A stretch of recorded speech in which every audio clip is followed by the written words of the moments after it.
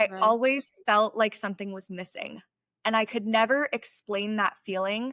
And, how do you explain that to parents who give you everything and wanna make sure that you have just the best life and just to feel like something's not right? Like, I just felt like there was this piece missing of me.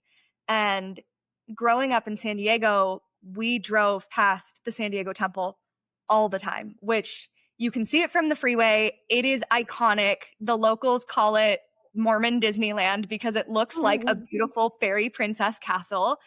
And I remember being probably 5 or 6 and driving past the temple, and I was just looking at it and I was like, "Mom, I'm gonna go in there one day."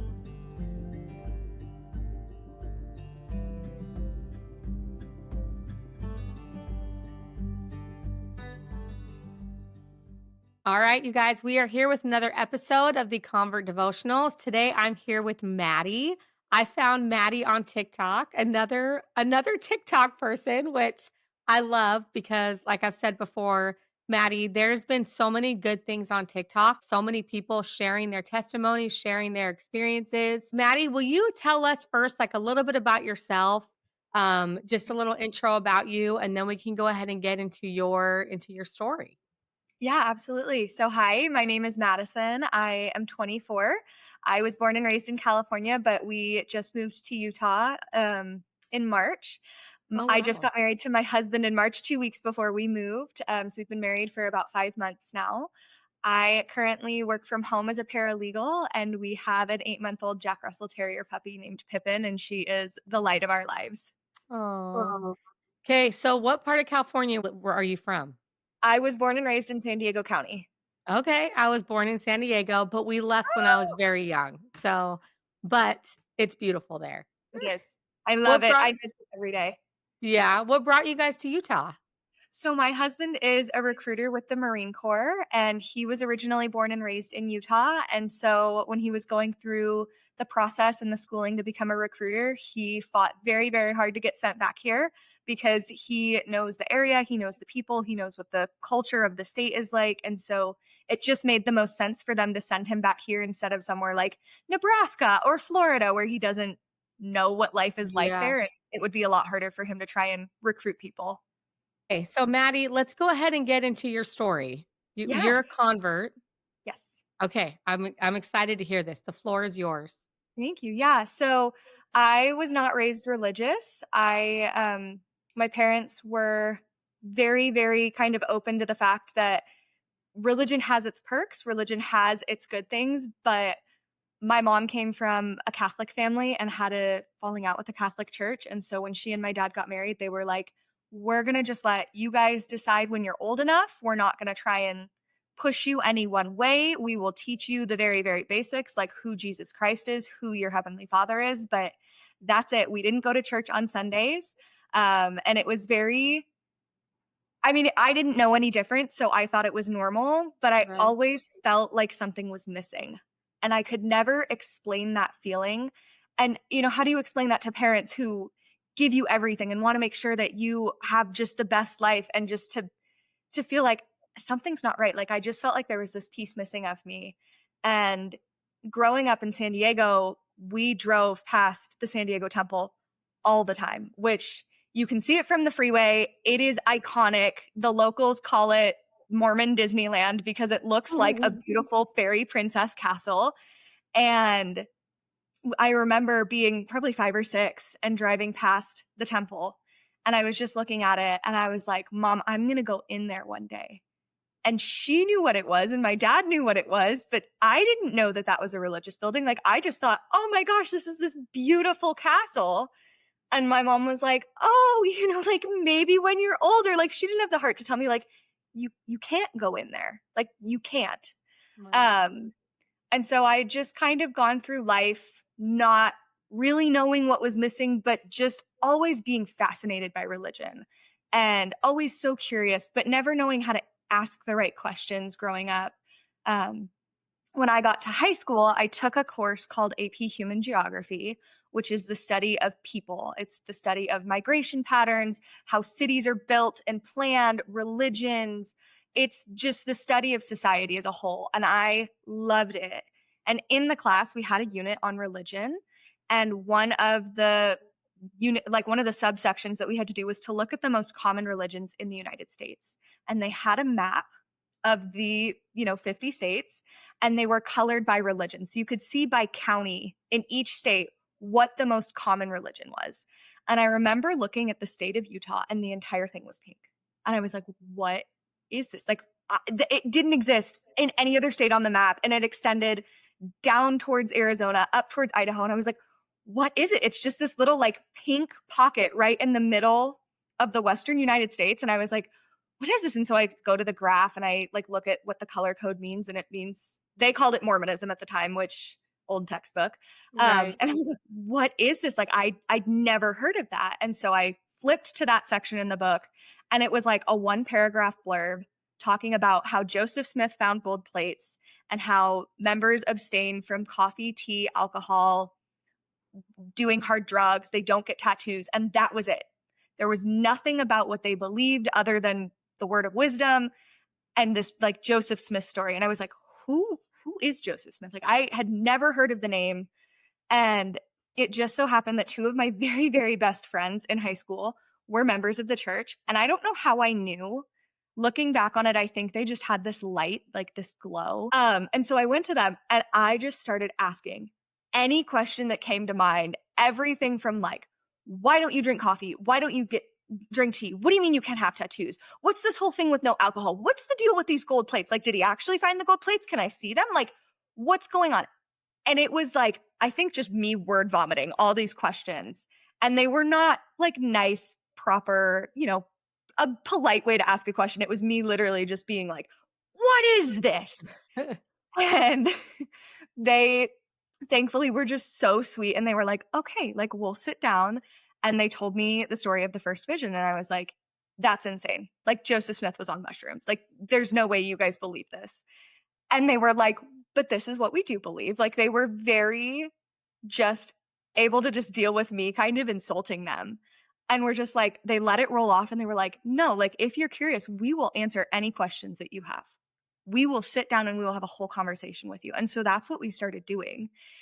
We were all in a PE class together because we all played water polo. And so we didn't actually do PE during the class period because we would get released to go have practice after school. So we would just have like a study hall period at the end of our school day. And in that like study hall period, I would just sit there and ask them questions. And so for the entire hour that we were in this class together, we just talked about the gospel nonstop. They told me about the first vision. They told me about the restoration. And then they started reading the Book of Mormon with me through the LDS Gospel Library app. And I just remember being skeptical, but I also was like, this is really intriguing. And I feel like I have to keep going. I have always been curious. I have always been a big researcher. I love research. I love learning. I love knowledge. And so when I find a new topic to latch onto, I'm like, oh, this is it. And so I just wanted to dig and dig and dig and find all the information that I could. And before the school year ended, one of my friends who I'd known since kindergarten, I'd been over to her house. They have, as far as I know, at the time they had a painting of Moroni burying the gold plates. Mm-hmm. And I like didn't understand what it meant because I was probably 7 or 8 when I was over at their house at that time. But I just was like, oh, that's such a cool painting. Like he's burying something cool. And then putting all the pieces together as they were teaching me and realizing like, oh my gosh, like that ties to this and that ties to this. I just was like it's been there all along. It was like this giant circle that was in front of me and I was starting to put the pieces together. And so they gave me a copy of the Book of Mormon before the school year ended. And they were like, go read the Book of Mormon. And then, when you feel like you've gotten to a good point, maybe it's the end of First Nephi, maybe it's the whole book. Ask God if this is true. And I remember getting to the end of First Nephi, and I was a couple chapters into Second Nephi, and just being like, this is legit. Like this is it. Like I just knew. I didn't have to ask. It was just like, this makes sense. And that was something that I had always kind of searched for. I had gone to different religious events or institutions, or I don't know what the proper, I don't want to say sacraments because that feels wrong. That feels very unique to us. But I've gone to different religious ceremonies, rituals. Mhm. Uh, my grandmother was raised Catholic. She took me to Catholic Mass a handful of times. I'd been to a Baptist church for their Sunday service. I'd been to a non-denominational church. I'd been to quite a few different. And my biggest problem was I always felt like an outsider. And it was always made to feel like I I always just felt so uncomfortable being there. I was like, this isn't right. This doesn't feel right. And they can't answer my questions. And when they answer it, it's always just some vague answer that doesn't really feel like it's an actual answer. And when I started reading the Book of Mormon, I was like, no, this actually does answer my questions. This is actually giving me the answers I need. This feels right. Like my gut is telling me this is right. This is true. And so I kept reading the Book of Mormon. We kept kind of chatting throughout the summer. The next school year started. And for one of my friend's birthdays, I told her I would go to church on Sunday. And I was terrified. I could not get out of the car. I was shaking like a leaf so bad because I was so nervous. I don't know why it scared me so bad, but it did. And I told them, I was like, if this church is true, when I walk into this big, scary building, because our building was the stake building, so it was massive. Mhm. Uh, I said, if this is true, when I walk in, I'm going to feel like I'm walking into my own house. And they came and like pulled me out of the car and they're like, it's okay. You're fine. Like, you're going to be fine. And I walked in and I kid you not, we hit the lobby and it was just like, I'm home. And I was like, oh my gosh, like, what is this? And so I sat through first hour and I loved it. I loved it because Catholic Mass always felt too formal to me. It felt too, like, I don't want to say stuffy, but it just felt too ornate. There was so much Yeah. going on in Catholic Mass. And what I've always loved about our Sunday services is it's very simple. The chapels are very simple. It's not a ton of crazy decorations or stained glass. And I Yep. think it really lets the speaker speak. They get to be the focus and they get to share their testimony. And it just makes things so much more powerful. And I loved that different members of the congregation spoke every week. That was so cool because it wasn't the same person speaking every time. You would get different experiences and it just made things feel more real because we're all on this earth together. We all have different experiences. And so it's important to hear everybody's stories. Yep. Um, and so we went to church and then things kind of continued on and off. I just was not in a place where I was ready. Um, but I had been considering baptism. My friends were like, you need to start meeting with the missionaries. And that again just terrified me. Something about white shirt elders with like their ties and the tags felt so official. And I was like, no, I can't. It's so scary. Even though they weren't much older than I am. I was 17 at this point. And so it's like they're not much older than I am. They're young kids too, trying to just go out and teach about stuff that's so important to them. And so my friends, I had told them about this, how we had driven past the temple and how I told my mom I was going there one day. And they took me to San Diego to go to Deseret Book because I think you know, you're in California, right? I'm in Arizona, but we have You're in lots of Arizona. Deseret books. Yes. Okay. We do not have a ton in California, especially not where I was growing up. There was one like 2 blocks from the temple. And so they took me down to Deseret Book to go and get like pocket scriptures so I could keep them in my school bag because I was at the point where I was like, I want to have this with me. I wasn't ready to have the app on my phone, but I was like, I want the physical copy. And so they took me to get mini pocket scriptures. And they were driving, they were like, hey, we have one more stop before we go home. And they took me to the San Diego temple. And I was in short shorts and a big floppy sun hat. Like I was not dressed to go to the temple at all. And I was like, but what if people look at me? Like they're going to think I'm crazy. Like what's going on? At this point, I knew, they members dress modestly. And I knew a little bit about that they wore garments, but I didn't fully understand what that meant. And I was like, they're going to know that I'm not a member and they're going to like want me gone off the grounds. And my friends were like, no, it's fine. Like you're okay.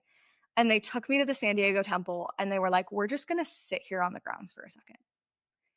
And I kid you not, I got on the grounds and I was just like this the entire time. Like jaw just dropped. It was on the floor. I could not stop staring at it. And I just remember a small piece of me being like, we're here. Like, we're doing it. Like, this is so cool. Like, my 6-year-old dream came to pass. Like, I'm here. I'm standing on the grounds. And we were walking around the temple to look around the outside, and my friend's parents had gotten married. And so they were like, this is where you come out if you get married in the temple. And so they were showing me that. And we got to the front of it. And I was standing there and I was just looking at it.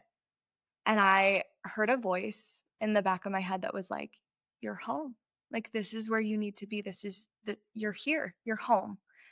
And I immediately start crying. And I was like, I need to get baptized. And I tell my friends, and they're like, yes, like they've been waiting for this. They're like, we've been waiting. We're so excited. Like, we've like watched the Spirit work its magic on you. Like, we Right. have watched you go from this like hardcore skeptic to like slowly softening. And now you're here standing in front of the temple saying you want to be baptized.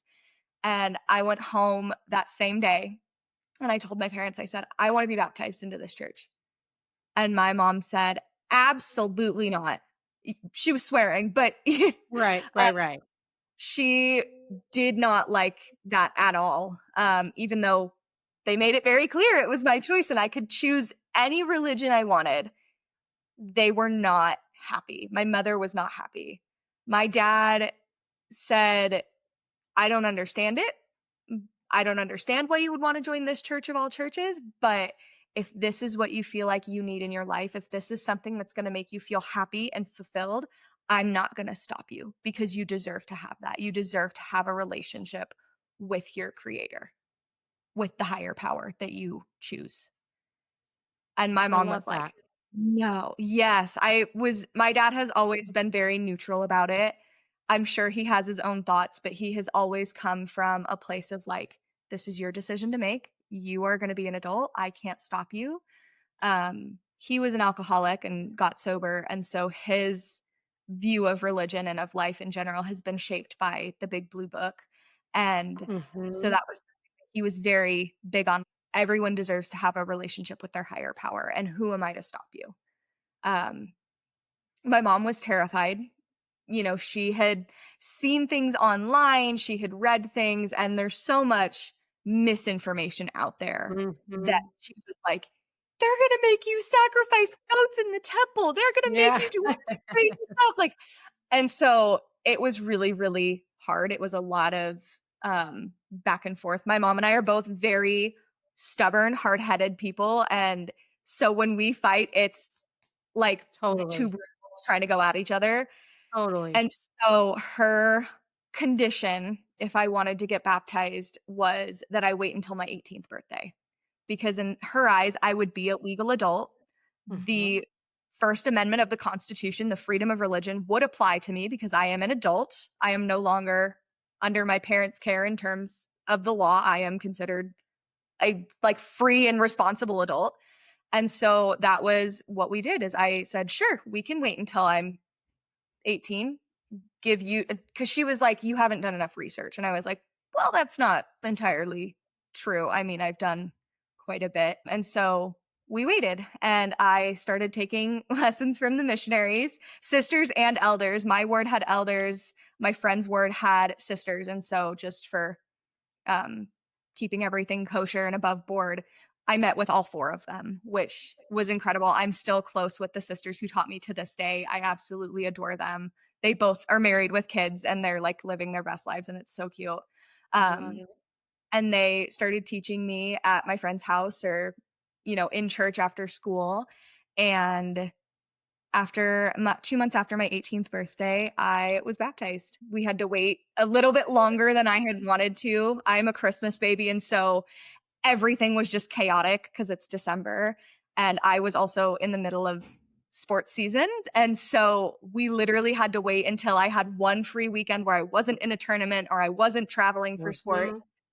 I was baptized on a Sunday morning at 8 a.m., which was the hour before our church met, and it was insane. I didn't expect a ton of people to show up, but the room was filled. The entire room was I filled, love and it was that. so beautiful to just be a part of something that had so much love. I had never felt so loved and supported in my entire life up until that point, and then to just have my whole family showed up. My mom, my dad, my sister, my grandma came down, my cousins, all of my friends from high school. It was like Wow. the biggest turnout. It was so beautiful. I have pictures. They had to like zoom it out and do like the fisheye lens to get everybody in the picture for the big group That's photo. And so it's just great. so beautiful. And I am just so grateful.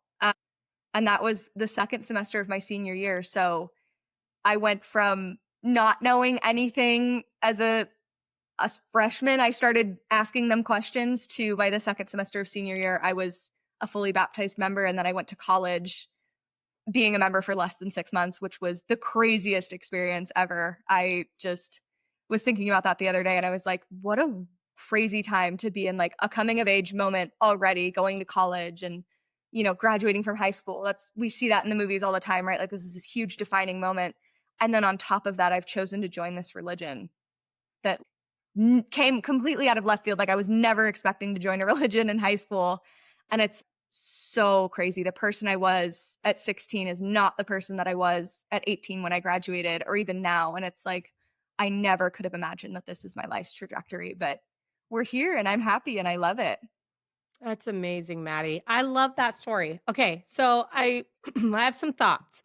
Yeah. So I totally can like not relate, but my husband's a convert and when you're going to church and experiencing those things for the first time, going into the church building or meeting with missionaries, I think it's completely normal to be totally scared.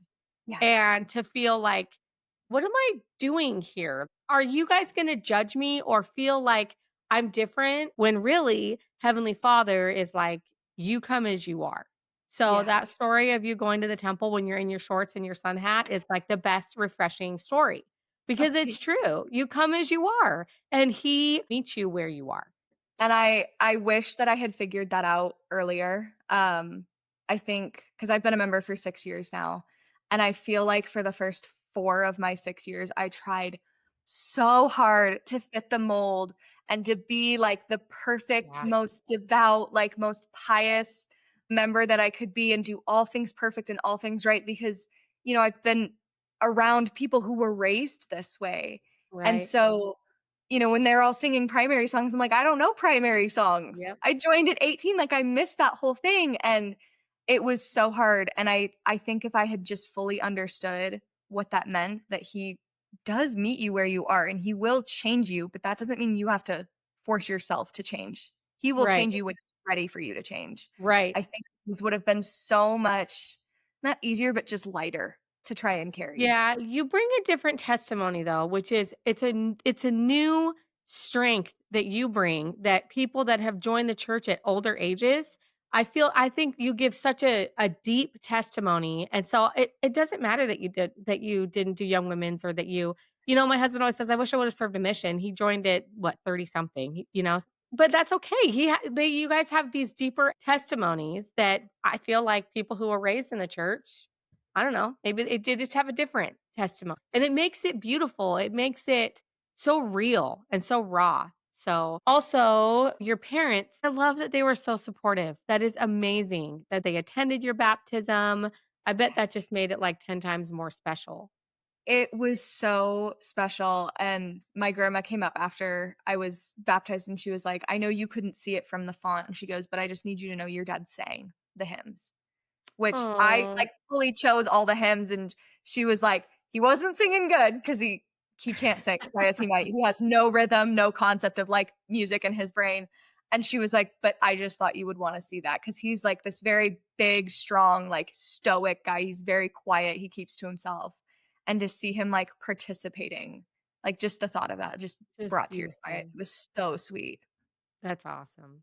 Yeah. So, you met your husband after you were baptized. So, is he a member? He's also a convert. His whole family Okay. is. Um, they joined the church after his dad passed away.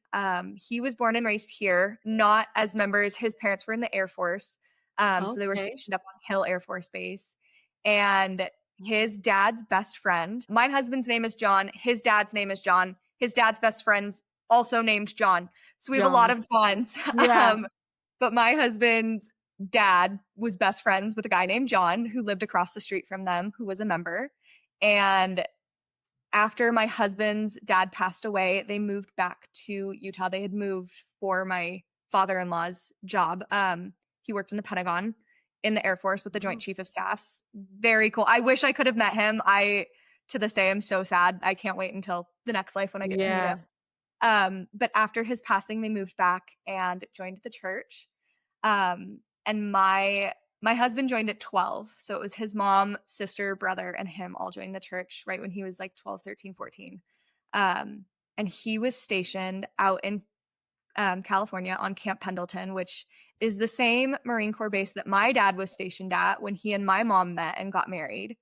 And I met my husband at church. It was the first Sunday of 2024.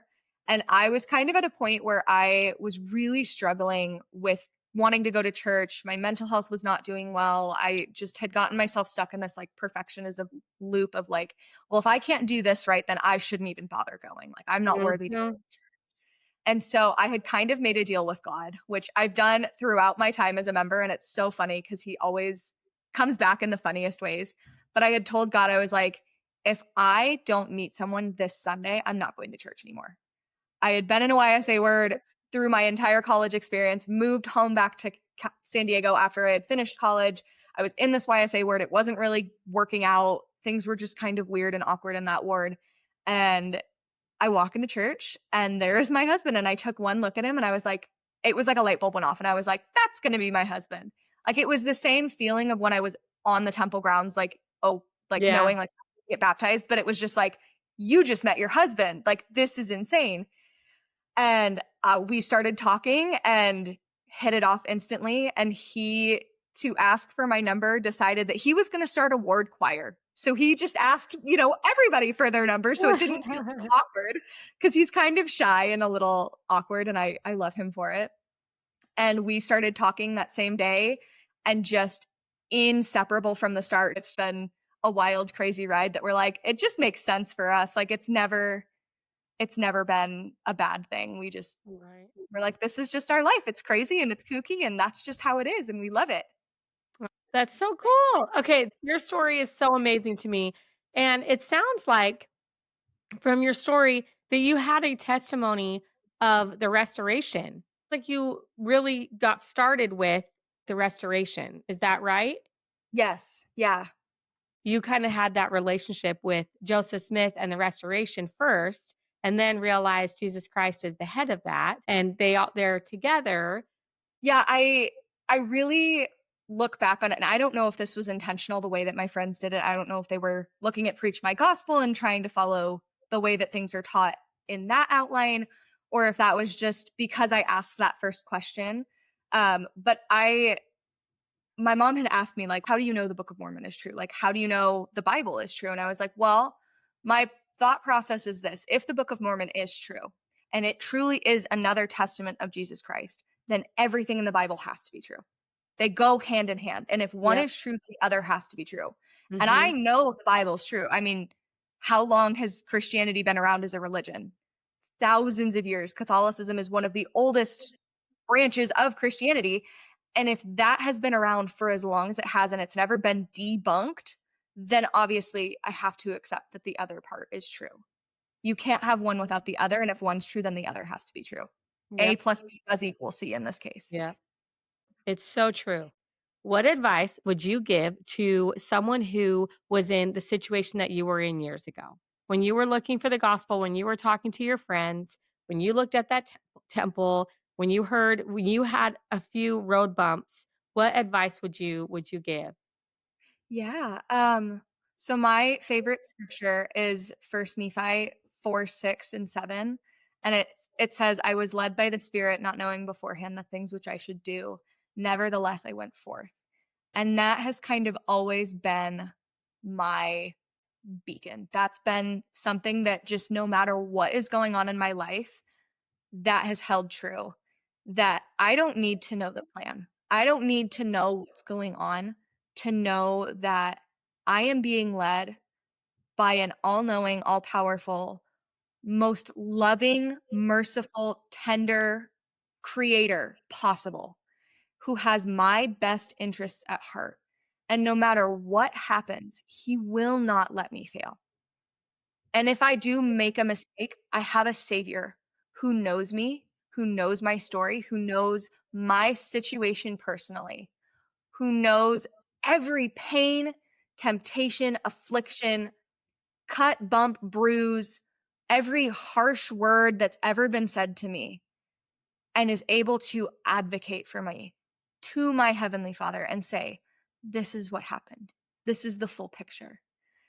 And just knowing that we are being led by someone who has our best interest at heart and having somebody who is that ultimate supreme advocate who knows us in a way better than we can know ourselves just allows me to move forward with grace.